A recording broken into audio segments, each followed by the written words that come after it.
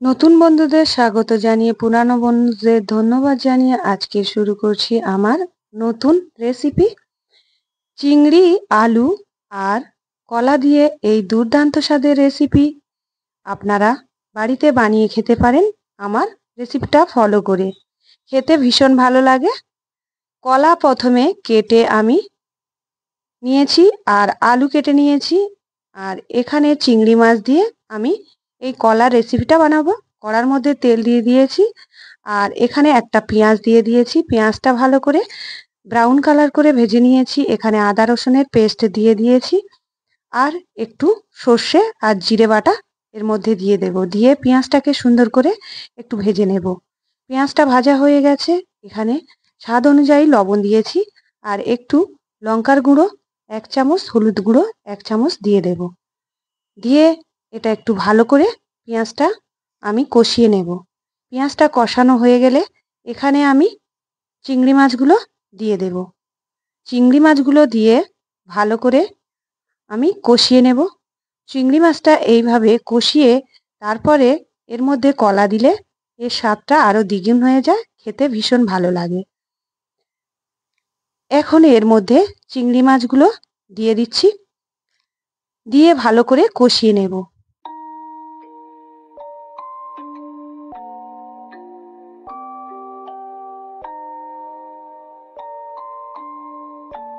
Rage on that beat, going crazy. চিংড়ি মাছ দিয়ে একটু কষিয়ে নিয়েছি আর অল্প পরিমাণ আমি এর মধ্যে পানি দিয়ে দিয়েছি। কষানো হয়ে গেছে, একদম শুকনো শুকনো হয়ে গেছে।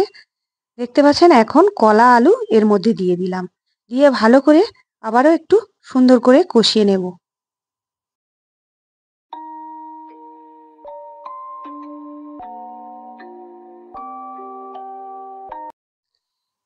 কষানো হয়ে গেছে, আবারও ঢাকা সরিয়ে আমি একটু ভালো করে নেড়ে দিচ্ছি।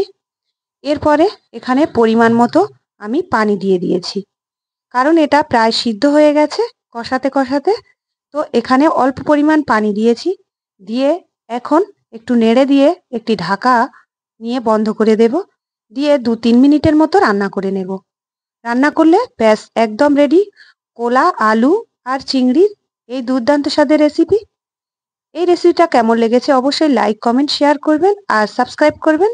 অল নোটিফিকেশান অন করবেন। আর আপনারা এই রেসিপিটা কেমন হয়েছে কমেন্ট করে জানাবেন। আপনারা বাড়িতে ট্রাই করতে পারেন। আশা করছি আপনাদেরও ভীষণ ভালো লাগবে। আর এটা গরম ভাতের সঙ্গে খেতে ভীষণ ভালো লাগে। তাহলে বন্ধুরা, দেখলেন তো কত সহজে আমি বানিয়ে নিলাম দারুণ রেসিপি। আপনারা এইভাবে বানিয়ে নিতে পারেন। ফেসবুক থেকে দেখলে ফেসবুক প্রোফাইলটাকে ফলো করবেন। তাহলে এখানেই শেষ করছি। আল্লাহ হাফেজ।